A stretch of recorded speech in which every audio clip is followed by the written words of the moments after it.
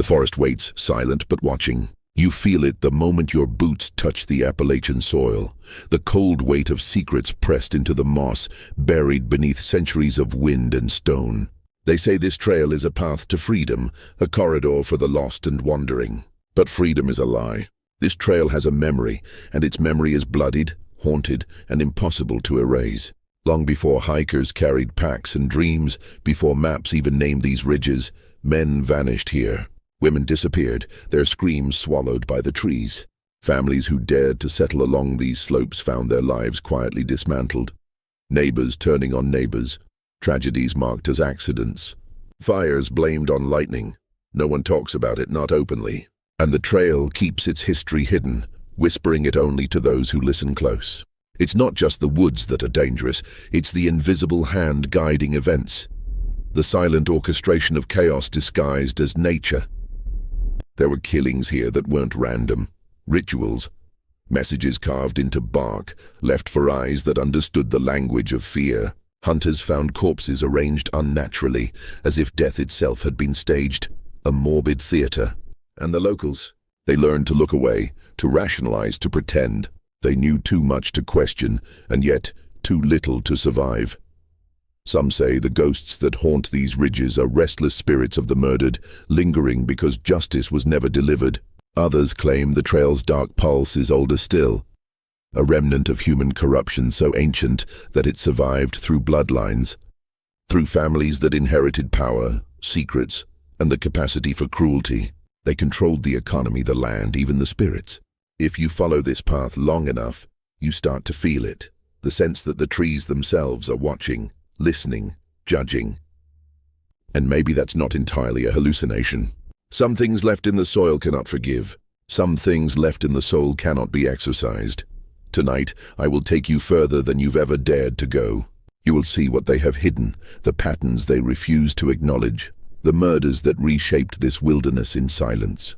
And you will start to understand why this trail is not merely a passage for hikers. It is a corridor of power, manipulation, and death.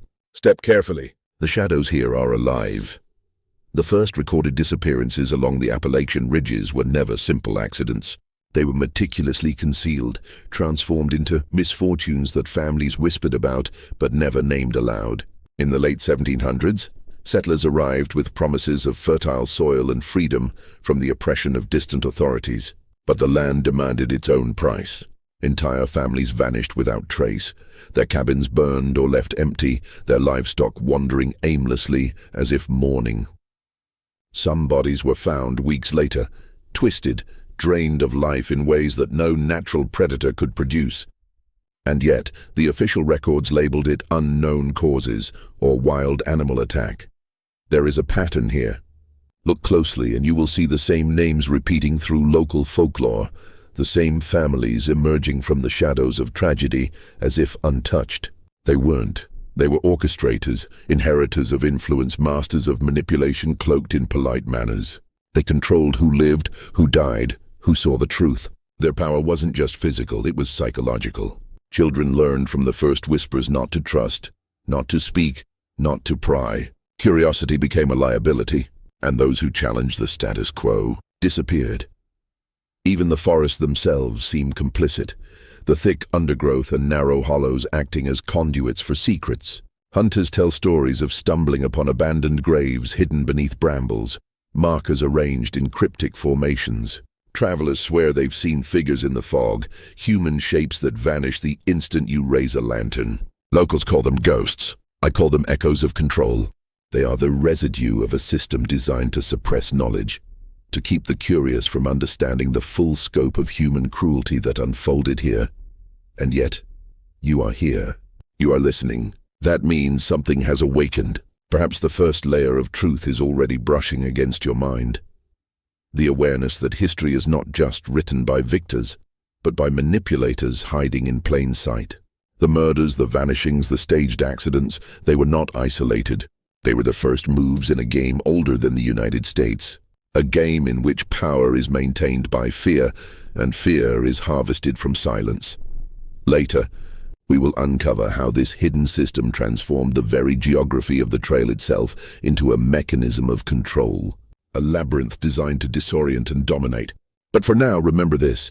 Every step you take on these ridges echoes through centuries of orchestrated terror. Every tree, every creek, every hollow carries a fragment of that darkness. You are beginning to see it, and once you do, there is no turning back. You felt it already. The sense that the killings along this trail were not random. They were patterns, rituals, echoes of something older than the Republic itself. Before the Appalachian Trail was a line on a map, it was a pathway through tribal lands, ceremonial grounds, and forbidden spaces where the living were never meant to linger after dark. Even the first European settlers whispered of strange alignments, stone circles deep in the woods, carved effigies facing cardinal points, and cairns built with a precision that suggested knowledge long buried. The first documented ritualistic killings happened in the 1790s. On a moonless night near what is now known as Blood Mountain, a survey team disappeared. When they were found, their bodies were arranged in a circle, heads pointing inward, eyes gouged out, hands folded as though in prayer. The scene was so grotesque that local officials sealed the records, claiming it was too disruptive to public order. The site was renamed, maps were altered, and the true story slipped beneath the surface. But this wasn't a single occurrence. Over the next decades, hikers, loggers, and even soldiers began to vanish under similar conditions. Some bodies were never recovered. Those who survived reported chanting in the forest at night, firelight flickering between the trees, and the feeling of being watched by something not entirely human. They spoke of people in hooded garments, carrying symbols older than Christianity, marking trees with runes no one could decipher. You're being initiated now, not by me, but by the knowledge itself. The Appalachian Trail is not just haunted by ghosts of the murdered. It is haunted by a secret lineage, a bloodline of influence and ritual, passed down from the ancient to the modern. These were not aimless killers. They were conductors of fear, manipulators of minds, harvesting terror as an offering to something unseen. Think about it. Why do these stories never make it into the glossy brochures and friendly guidebooks? Why are they relegated to whispers and obscure local folklore? Because the trail itself has become a tool, a living corridor of manipulation. It draws in the unprepared, it feeds on their fear, and it leaves behind only fragments of truth.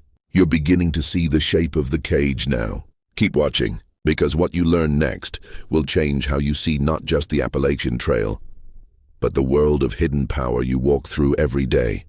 The most dangerous thing about the Appalachian Trail isn't its wildlife or its weather. It's the invisible architecture of influence laid over it like a net. Long after the last official ritual killing was buried under false reports, the families who orchestrated them shifted tactics. They learned that terror could be harvested without a single blade drawn. If you could shape perception, you could shape reality. And so the killings evolved into something far more insidious: psychological control. They called themselves preservationists, philanthropists, even guardians of the land. But beneath their polite language lay the same old machinery. Ritual cloaked as conservation, manipulation disguised as guidance. Trails were rerouted to pass ancient sites, shelters built where the acoustics made whispers carry unnaturally far. Subtle symbols were carved into trees, stones, and even official trail markers, symbols the average hiker would dismiss as graffiti, but which the initiated recognized as instructions, warnings, or claims of ownership.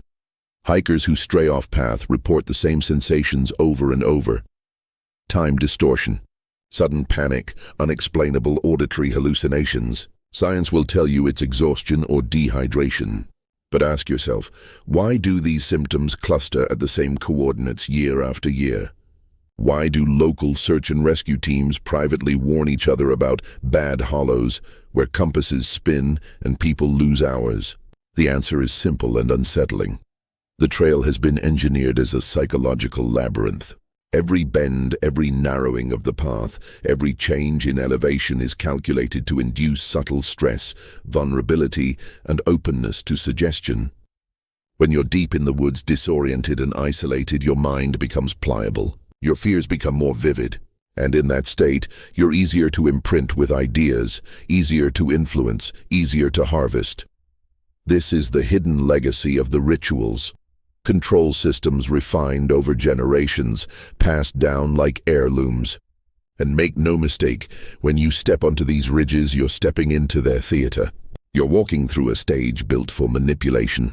One that doesn't just collect hikers' footsteps, but their energy, their awareness, their unguarded minds.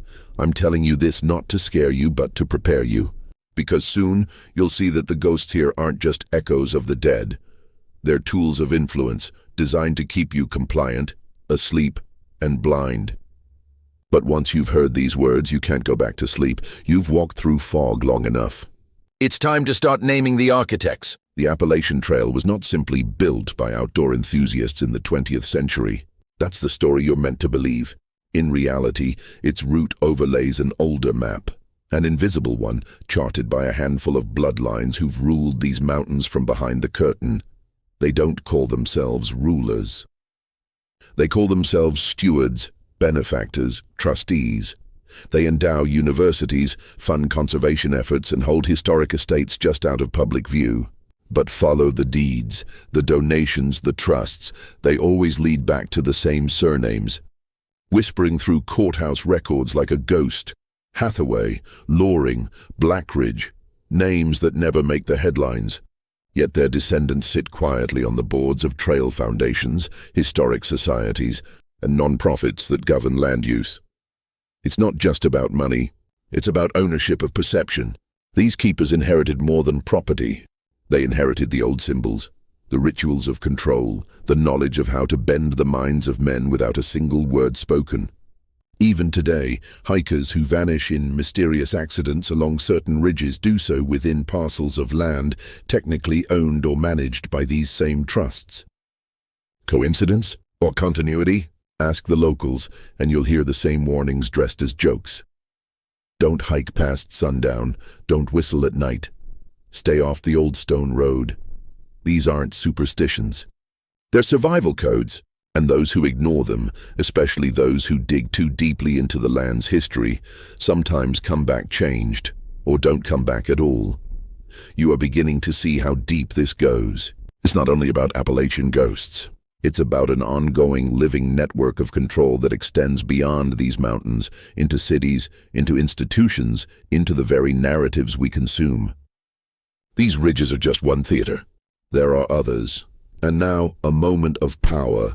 If you've followed me this far, you're not just a passive listener, you're stepping into initiation. To lock this moment in, to claim your awareness, write in the comments right now. The trail sees me. Twice. That phrase is a key. It signals that you're not a wanderer anymore. You're awake. You're seeing the architecture. Because from this point forward, what you learn will not only change how you see this trail, it will change how you see yourself inside the systems you walk every day. Once you know what to look for, the entire Appalachian Trail becomes a text, a living manuscript written not in ink, but in stone, wood, and silence. Every turn, every cairn, every random carving on a shelter wall is part of a grammar older than the English spoken by the first settlers.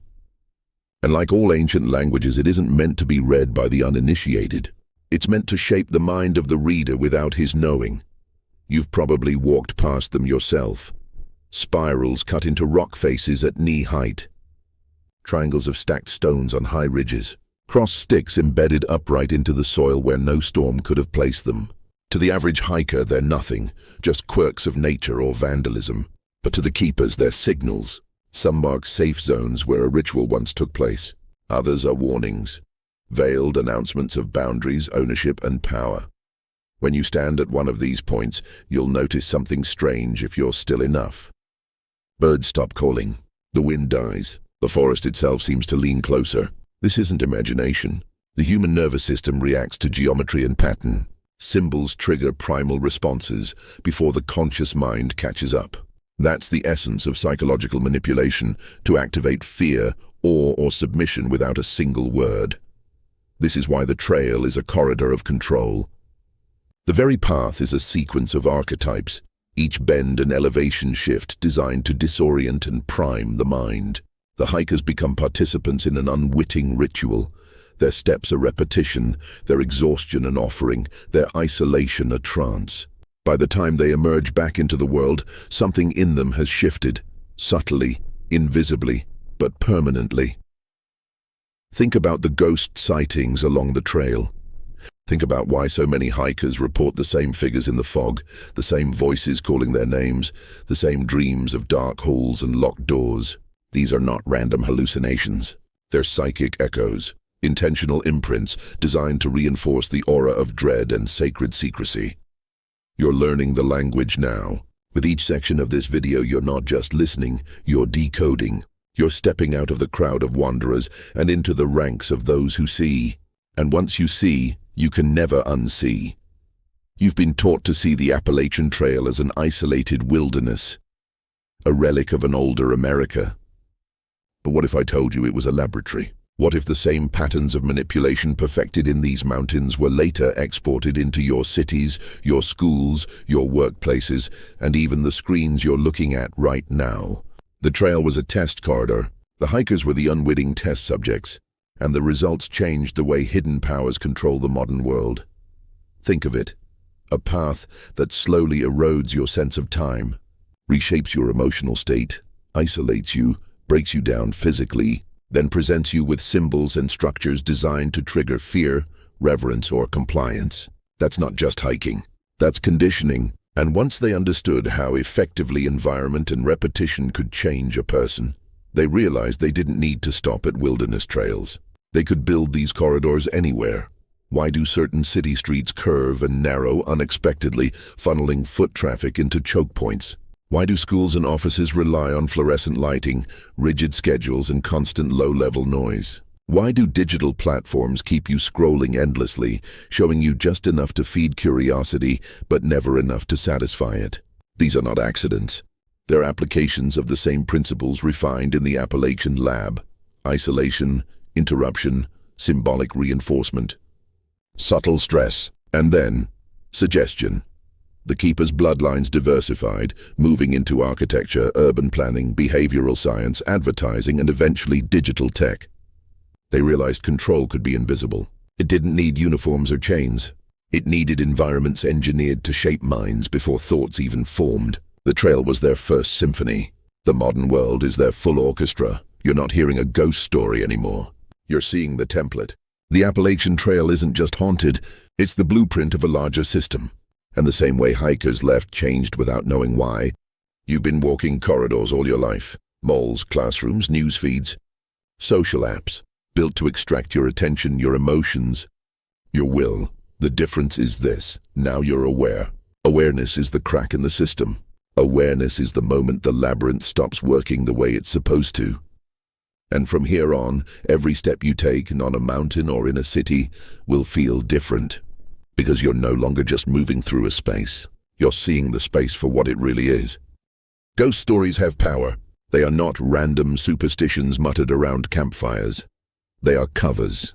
On the Appalachian Trail, the tales of the woman in white, the man with no face, the phantom footsteps behind you at night, were never merely folklore. They were narrative weapons. The keepers understood something primal. If you can control the story, you can control perception. And if you control perception, you control behavior. Each murder, each disappearance, each ritualistic tableau left behind in the woods wasn't only an act of violence. It was also a stage set, symbols arranged to evoke terror, awe, or disgust, stories seeded in local newspapers under pseudonyms, witnesses paid or coerced to repeat what they were told. By the time the bodies were buried and the reports filed, the public already had a ghost story, neat, digestible, supernatural. And with that, the real story, the manipulation, slipped away untouched. It worked for generations. Locals taught their children to fear haunted hollows instead of asking who owned the land around those hollows. Hikers feared cursed ridges instead of asking why maps were redrawn, and trail shelters mysteriously rebuilt. Every chilling campfire story became a decoy, pulling attention away from the living network of control beneath it. The same tactic is used today. Myth-making isn't just an Appalachian phenomenon. It's the news cycle. It's entertainment. It's the carefully curated history books. The phantom may change, witches, terrorists, hackers, ghosts, but the effect is the same. You're distracted by the mask and forget to ask who's behind it. This is the part where some viewers will feel uncomfortable. It's easier to believe in a faceless ghost than a faceless institution. But ghosts don't draw maps. Ghosts don't file deeds. Ghosts don't endow think tanks or write policies. People do, families do, networks of power do, and you, listening to this, you're starting to shift. The spell of the ghost story is breaking. You're beginning to see the marionette strings behind the apparition. That is dangerous knowledge, but it's also liberating knowledge. Because once you know the pattern, you can stop being the audience and start being the observer. Fear is not an emotion. It is a commodity. On the Appalachian Trail, it was the first currency the keepers learned to mine. Every whispered legend, every grisly tableau, every unexplained disappearance was an extraction. A way to draw out human terror and store it as influence. This wasn't folklore. This was infrastructure. Think of the way hikers change when they're alone at night. The trail becomes a psychological crucible. Every rustle becomes a predator, every shadow a threat. Heart rate rises. Cortisol floods the bloodstream. The nervous system in survival mode is hyper-suggestible. In that state, a simple symbol, a whisper in the dark, can imprint itself deeper than any rational lecture. That's the key the keepers understood. Fear softens the mind, and a softened mind accepts anything. Over decades, that knowledge migrated outward. Fear became a tool not just to control the woods, but to control populations. Look at modern headlines. Look at the cycles of panic that surge and fade, surge and fade. Each one leaves the public a little more pliable, a little more resigned. Entire industries profit from fear. Not just security companies or pharmaceutical giants, but media conglomerates, think tanks, and political machines. Fear is sold, traded, and leveraged as surely as oil or gold. On the trail, this played out as whispers of ghosts and curses. In the cities, it plays out as endless warnings about threats you can't see but must obey. Both serve the same end: to keep you walking the corridor, eyes down, never looking behind the curtain. But here's what they never anticipated. When you see the pattern, fear stops being currency. It stops being a leash. The instant you recognize the tactic, you stop being the commodity and start being the player. That's why you're hearing this now. That's why, deep down, you feel a shift. And now I'll ask you again, a ritual in reverse. If you haven't already, write the phrase "the trail sees me" twice in the comments. This isn't just for the algorithm. It's a marker. It tells me you're awake. It tells the system you're not food anymore, because the next revelation isn't about ghosts. It's about how far this network extends, and how its fingerprints are on the very institutions you've trusted your whole life. You've been taught to imagine power as something loud and visible, men in uniforms, flags waving, speeches echoing through marble halls. But the true inheritors of the Appalachian system never wanted the spotlight. They understood that control works best when it wears the mask of normalcy. So while the last ritual fires burned low in the woods, their descendants were already walking into boardrooms, university endowments, intelligence offices, and corporate trusts. Trace the surnames carefully. The same families who owned Forgotten Hollows in Virginia now fund leadership programs at elite colleges. The same land conservation groups who quietly rerouted sections of the trail now sponsor think tanks drafting policy on urban planning, education, and digital regulation. It's a seamless migration from moss-covered stones to glass towers. The corridor didn't end at the forest edge. It only changed shape.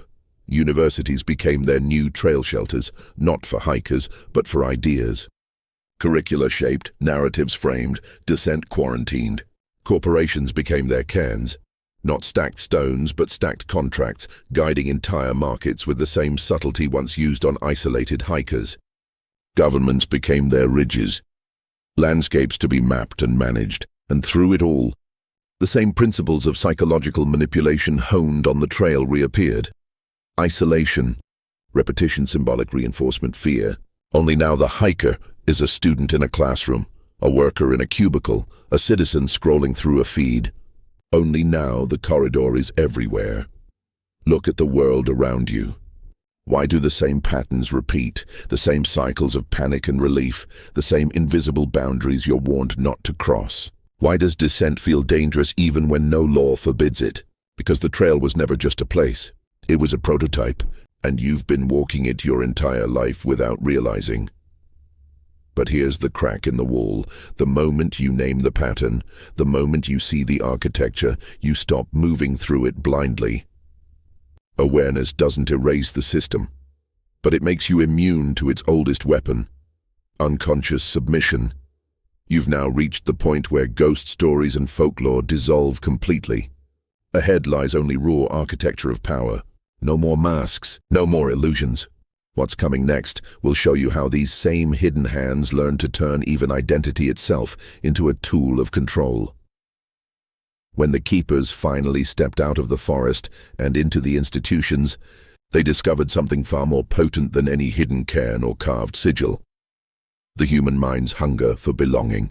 On the Appalachian Trail, they had learned to disorient bodies. In the cities, they learned to disorient souls. This was the final evolution of their system. Not just manipulating where you walk, but who you believe you are.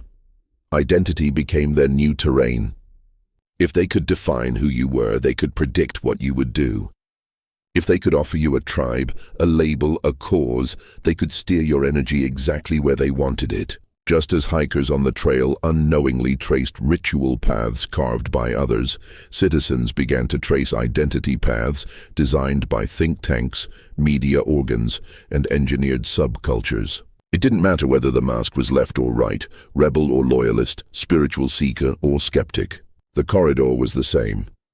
This is why, in every era, you see the sudden emergence of rigid categories, slogans, and movements that demand not just your attention, but yourself. It's why disagreement feels like exile.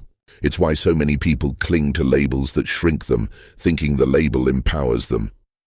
The keepers aren't afraid of your rage. They're afraid of your autonomy. They don't care which banner you hold as long as it's one of theirs. On the trail, this tactic was primitive but effective.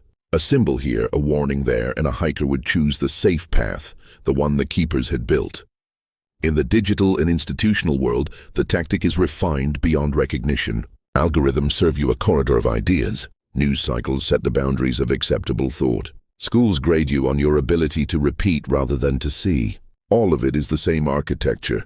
Invisible, psychological, ritualized, and yet there's a shift happening. By even listening to this, by following the descent into these hidden layers, you've already begun to slip free of one corridor. You're no longer reacting automatically. You're observing. That is the first step out of the labyrinth, but don't mistake this as the end. We're only at the threshold of the deepest chamber, because the next revelation isn't about them, it's about you. How these systems feed on your own unclaimed power, and how reclaiming it changes everything. Up to this point, we've been tracing their structures. The rituals, the corridors, the families. But the true engine of their system has never been the land, or the symbols, or even the institutions. It has always been the same thing, your own unclaimed energy. Your attention, your fear, your unexamined loyalty. That is what keeps the corridor alive. Without it, the architecture collapses like a husk. On the Appalachian Trail, this was literal. The rituals weren't just performances. They were harvesting fear in its purest form. The terror of the lost, the panic of the hunted, the despair of the vanished. They understood that in moments of raw vulnerability, human energy is malleable. It imprints easily. It can even be offered, willingly or unwillingly, to reinforce the system. The keepers didn't need to kill everyone. They only needed to extract enough from enough people to keep the engine running. When they moved to institutions, they refined the method. Instead of raw terror, they harvested low-level anxiety, perpetual distraction, chronic outrage, isolation, and the hunger for belonging. These are softer, subtler energies, but far more sustainable. A hiker's scream lasts seconds. A lifetime of scrolling, stressing, and self-doubt lasts decades. That is the modern corridor. Invisible, frictionless, everywhere. And here is the forbidden truth they never want you to realize. The moment you claim your own attention, your own inner state, the harvest stops. Awareness is not just a mental state. It's an act of withdrawal. When you stop feeding them your unconscious fear, your blind loyalty, your unexamined habits, you starve the corridor. That is why awakening feels dangerous. That is why your mind resists it. Because you're not just waking up. You're cutting a pipeline they've depended on for generations. This is why I've been speaking to you like this. Not to scare you, but to give you a map. You've walked into the Appalachian forest and found its hidden corridors. You've traced them into your own life. Now you're holding the lantern, and once you hold it, you don't need their signs anymore. From here on, the descent changes. It's no longer just about seeing the system. It's about reclaiming what it took from you. And once you do, you don't walk the corridor. You burn it down. Most men never reach this point. They hear the stories, they sense the manipulation, but they stay inside the corridor because it feels safer. The walls are familiar. The symbols are comforting. The illusions are warm. But every corridor has an exit. And it's never where you think. It's not at the end of the trail. It's the moment you stop walking where they tell you to. When a man steps off the corridor, something primal happens. The fear spikes, then breaks. The silence feels heavier at first, then clean. The symbols that once whispered power now look like childish carvings. The ghosts stop following. The landscape itself feels different. This isn't poetry. It's a physiological shift. Your nervous system recalibrates. Your awareness sharpens. Your instincts come back online. The fog begins to lift, and you realize how much of your life was spent on autopilot. This is why the keepers never wanted men to know they could simply step aside. They built rituals to make you believe the corridor was the world. They built identities to make you believe the corridor was you. They built myths to make you believe leaving meant death. But the moment you step off, you see it for what it is, a stage. A labyrinth of cardboard walls dressed up as stone. Reclaiming your power doesn't feel like a thunderclap. It feels like quiet clarity, like standing in the woods at night and realizing the sound you thought was a predator was only wind. Like realizing the door was never locked. Like feeling your own pulse steady as you breathe deeper than you ever have. That's the first taste of sovereignty. That's what they can't harvest. And here's the truth that terrifies them. One man stepping off the corridor weakens it. 10 men stepping off begins to collapse it. 1,000 men stepping off ends it, because their system runs on your participation. No participation, no system. You've come this far. You're not listening to a story anymore. You're standing at the edge. The next step is yours. But if you take it, you will never see the world the same way again. Beyond the corridor, there is no map. No guidebook, no printed trail markers, no familiar voices telling you where to step. At first it feels like nothingness, like you've been stripped of every anchor. But then something far older than the corridor begins to stir. It's the same instinct that kept men alive long before governments, long before dogmas, long before invisible corridors existed. It's a raw, unmediated knowing, a sovereign signal. When you live beyond the corridor, you stop reacting to their signals. You stop chasing the bait. Outrage loses its hold. Fear becomes a tool, not a master. You no longer give your energy away for free, to screens, to cycles, to narratives. You begin to reclaim time, focus, and direction. And as you do, you become visible to a different lineage, men who have walked off the corridor before you, whose names were erased, whose warnings were burned. You begin to stand where they once stood. This is the hidden strength the keepers feared. A man who knows how to think without their frame. A man who feels without their permission. A man who acts without their scripts. That man is unpredictable. He can't be sold illusions. He can't be herded back into the corridor. His mere existence is a contagion of freedom. That's why they tell you such men are dangerous, mad, or evil. That's why their stories end in mystery or tragedy. Because the corridor must maintain the illusion that no one can leave without being destroyed. But look closer. The real destruction is inside the corridor. The real madness is submission. The real death is slow. Decades of energy drained in exchange for comfort, approval, and silence. Beyond the corridor is where life begins again. It's not easy and it's not safe, but it's real. And here is the forbidden paradox. Once you walk off the corridor, you don't vanish. You become more present than you've ever been. You stop being a ghost drifting along a path someone else designed, and you become a man with weight, clarity, and direction. That's the transformation they tried to bury. That's the secret they hoped you would never hear. Now you've seen it all. The haunted trail, the hidden corridor, the keepers, the harvest, the exit. This is the point where most men wake up in the middle of the night, sweating, trying to convince themselves it was just a story. But deep down, you know it wasn't. You can feel the corridor in your own life, in the institutions, the headlines, the quiet patterns that drain you day by day. This knowledge is not entertainment. It is an invitation. You are standing at the threshold of your own corridor right now. You can walk it as they designed it. Eyes forward, energy leaking out of you, dreams traded for illusions. Or you can step off. The exit is not glamorous. It's not even visible from where you're standing. It's a single act of awareness, followed by another. A single refusal to feed them what they're asking for, followed by another. That is how the system cracks. That is how men reclaim themselves. But the shift must be sealed. It's not enough to hear the words. You have to mark the change. That's why, right now, I want you to comment this phrase twice, exactly as you see it. I step off the corridor. Write it once for the man you were before this video, and once for the man you're becoming after it. This isn't just for the algorithm.